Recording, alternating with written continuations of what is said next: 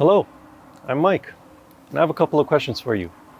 Firstly, what do you get when you take the smallest crossover SUV that Mercedes-Benz makes and stuff it with one of the most powerful 2-liter turbocharged engines that they produce? You get this, the 2021 Mercedes-Benz GLA45 AMG. Now my second question is, how bonkers of a car is this? Well, let's go for a drive and find out.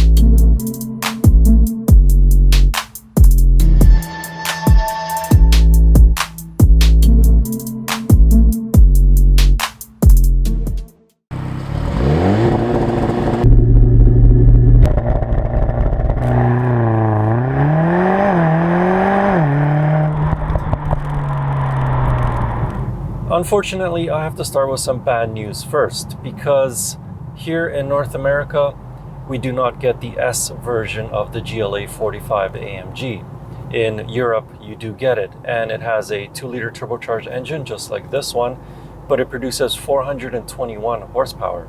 Here in Canada and the United States, this 2-liter turbo engine only produces 382 horsepower and 354 pound-feet of torque. And I only say only, but that's still quite a bit. In a way, this 2-liter engine is actually a preview of the upcoming C63 AMG, although that one will be a little bit more powerful and it'll have electric assist, so it'll be a hybrid. But anyway, I am digressing.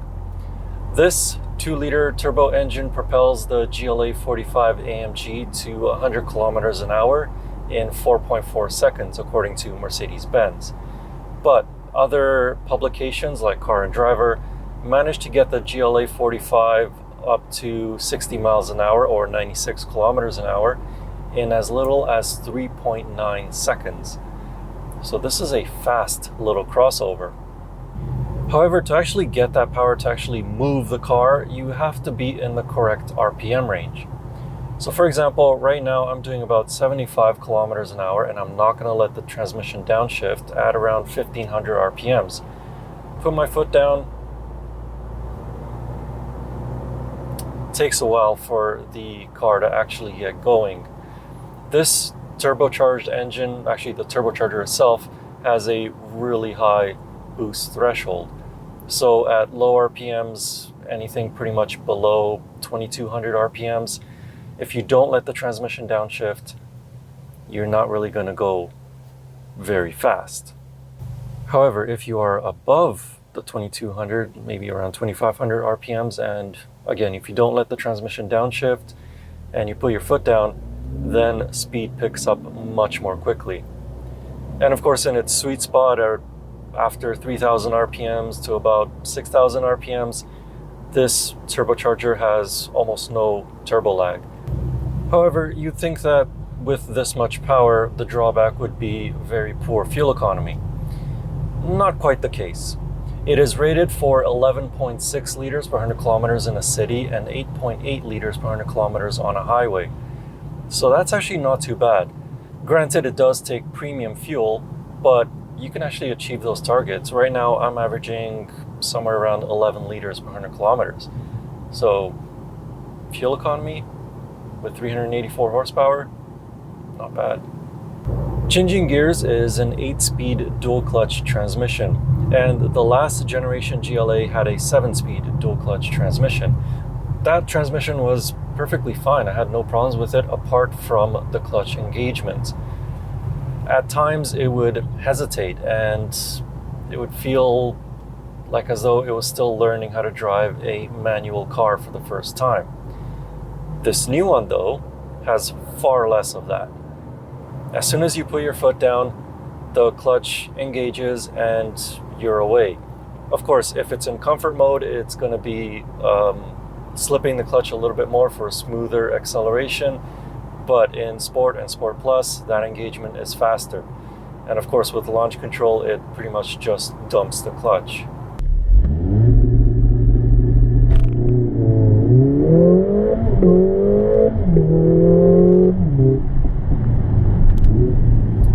As for the gear changes themselves, they are lightning fast and very smooth, in comfort mode especially, but switch it to Sport and Sport Plus, you do feel a little bit more of those shifts, but like I said, they are like that.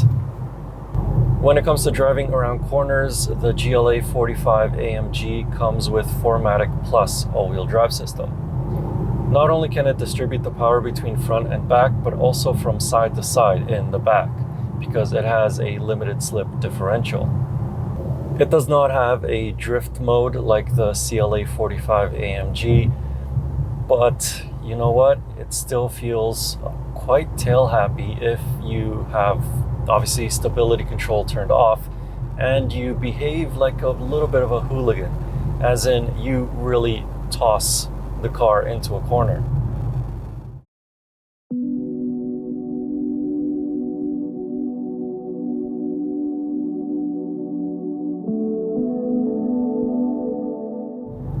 The biggest detriment to the comfort of this car is all the noise that you're probably hearing right now. Most of it is road noise from these tires. You always hear it, even at slower speeds, but it's particularly bad on highways. Thankfully, there are two cures for all this road noise. Firstly is the radio, and secondly, it's the engine.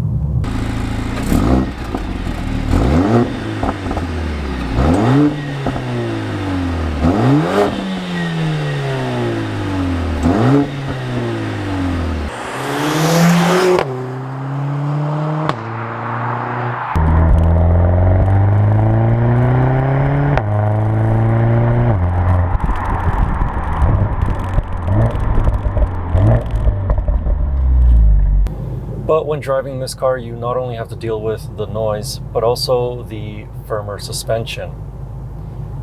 In comfort mode, obviously it is at its softest setting, but you can still feel a lot of the road cracks and obviously the potholes. So you may want to play Minesweeper to try to avoid a lot of the deeper potholes. This being a crossover SUV, headroom is plentiful thanks to the taller roofline. Legroom is also plentiful in the front two seats. But sitting behind myself in my 6'4" driving position, you'd think that it would be extremely tight. Not quite. Although my knees do touch up against the back of the front seat, and unfortunately it is hard plastic, they don't feel squished, and I don't have to sit like this with my privates all spread out. And also, my hair is brushing up just a tiny bit up against the headliner, but if I sit a little bit more in the center with the panoramic sunroof, no problems whatsoever. Granted, I don't want to be here for long road trips, but something short like a 30-minute to an hour long drive, I'd be totally fine with it. Trunk space is rated at 435 liters with the rear seats up, and 1,430 liters with those seats folded.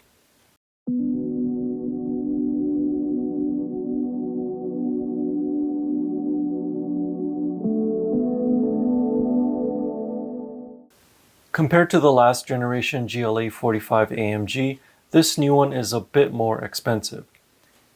But it comes with quite a nice selection of standard features such as the panoramic sunroof, 19-inch alloy wheels, automatic emergency braking, LED headlamps, heated front seats, and dual 10.25-inch driver and infotainment displays.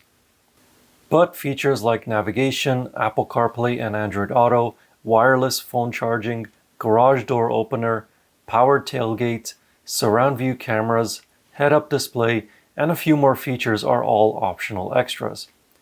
So this compact crossover can easily end up costing more than $85,000 Canadian. Of course, it's worth noting that the standard and optional features differ between Canada and the United States. Base models are equipped differently in the United States, as are the features available in different packages. As for how the GLA45 AMG looks, it sits a bit lower than the standard GLA250, but still higher off the ground than a traditional hot hatch. The optional 21-inch wheels fill the wheel gaps very nicely and show off the 4-piston fixed calipers.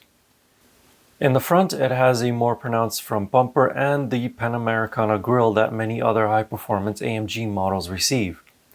Around the back, it has a subtle diffuser and a subtle roof-mounted spoiler. So I'm a little perplexed by the GLA45 AMG because on one hand, it's a very bonkers and fun car, and I love it for that.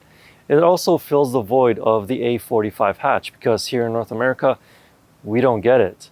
We do get the A35 hatch, at least here in Canada, and if you're watching this in the United States, you only have the A35 sedan.